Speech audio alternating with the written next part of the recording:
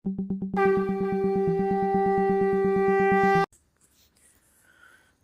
पुरुषोत्तम। आलोचना प्रसंग प्रथम खंड से 14 अक्टूबर सन 1939 की श्री ठाकुर जी से वार्तालाप। पद्मा नदी की उस छोर पर आकाश में सूर्यास्त हो चला है। शरत की संध्या आश्रम प्रांगण में अपनी स्निग्ध छाया बिखेर चुकी है। बांध के किनारे एक तंबू में श्री ठाकुर लोगों से वार्तालाप कर रहे हैं। इसी बीच हरेंद्र राव भद्र कड़ा माँ के लिए रसोई की सारी सामग्रियां खरीद कर वहाँ लेते आए। श्री ठाकुर सोच रहे हैं कि किस व्यक्ति के द्वारा कड़ा माँ को बुलवाया जाए। वे यह समझ रहे हैं कि सभी के सामने दान ग्रहण करने में वह लज्जा और संकोच बोध करेंगी, इसीलिए श्री ठाकुर ऐसी चिंता कर रहे हैं जिससे उन्हें लज्जित न होना पड़े। अंत में उन्होंने जुगेश्वर झा द्वारा उन्हें बुलवा भेजा। रात्रि में पुनः उन्होंने वीरेंदा भट्टाचार्य से अनुरोध किया, वीरेंदा, क्या आप कड़ा के लिए दवा, दारू एवं पथ्य भोजन का उत्तरदायित्व लेंगे? रोज एक सेर दूध पिलाएंगे। इस प्रकार उसे मोटा सोटा बना देना चाहिए। क्या आप ऐसा नहीं कर सकेंगे वीरेंदा? वीरेंदा बोले, हाँ श्री ठाकुर, हम लोगों के राज भिखारी हैं। विश्व कल्याण के लिए वे भिक्षाटन करते हैं। जिनके लिए वे भिक्षा मांगते हैं, सिर्फ उनका उपकार ही लक्ष्य नहीं है, बल्कि जिनसे वे भिक्षा मांगते हैं उनसे भिक्षा ग्रहण करके ही उनका भी मंगल साधन करते हैं। उनके छोटे मोटे कार्य तक भी जनसाधारण के सर्वतोमुखी कल्याण के आमंत्रक हैं। हम एक दिशा को संभालने में 10 दिशाओं को गड़बड़ कर देते हैं। हमारी दृष्टि संकीर्ण होती है। सारी दिशाएं हमारी दृष्टि के सामने प्रस्फुटित नहीं होती। इसीलिए इष्ट सहित परिपार्श्विक यानी अपने अड़ोसी पड़ोसी मित्र रिश्तेदार को लेकर हमारा सारा जीवन सुविन्यस्त नहीं होता है। सारी चेष्टाएं व्यर्थ होती हैं। किंतु श्री ठाकुर को चिंता, कल्पना, आहार, निद्रा, सोना, बैठना, उठना, चलना, बातें, भाव, भंगिमा इत्यादि सभी नियंत्रण सामंजस्य समाधान मुखर होते हैं। इसीलिए वे सार्थक एवं अव्यर्थ हैं।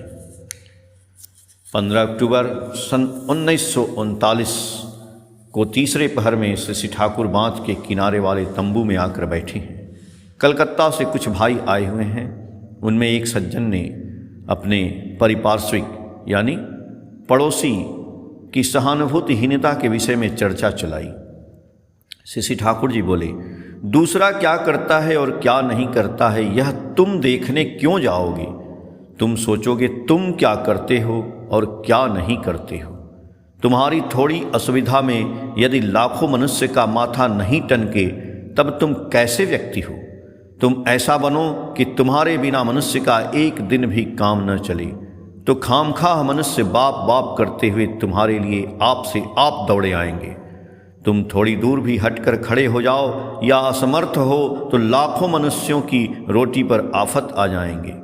आंखों से रात की नींद उड़ जाएगी। इतना किए बिना परिपार्श्विक अड़ोसी पड़ोसी से सेवा प्राप्त करने का दावा समीचीन नहीं है।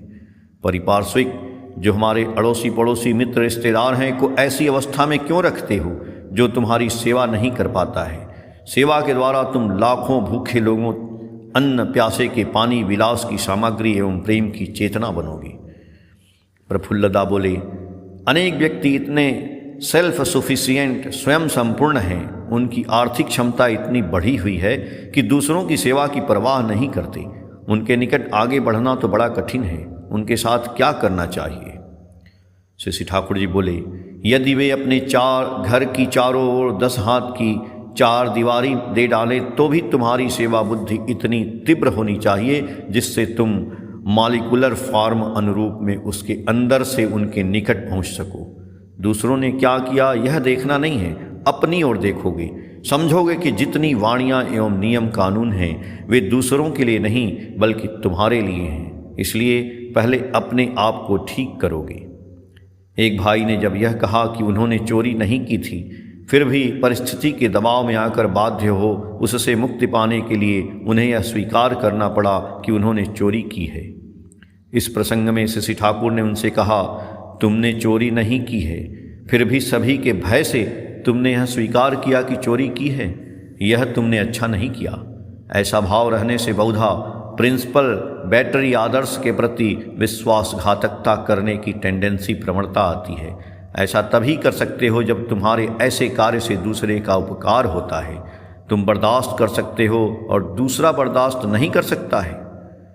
शशि ठाकुर जी ने रात्रि में कहा, एनिमल लाइफ, पशु जीवन में भी हम देखते हैं कि फीमेल स्त्री मेल पुरुष को वो आमंत्रण करती है।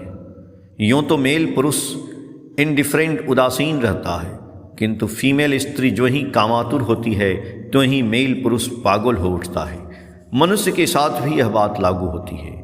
यदि फीमेल स्त्री के द्वारा वो आमंत्रण किए बिना मेल सेक्सुअली इंगेज्ड पुरुष यौन संपर्क में लिप्त होना चाहता है तो फीमेल स्त्री उसे पसंद नहीं करती है, भीतर ही भीतर रिपेल प्रत्याख्यान करती है। ऐसे पुरुष की वह अश्रद्धा करती है, सोचती है क्या इसीलिए तुम मेरे पीछे पीछे घूमते हो।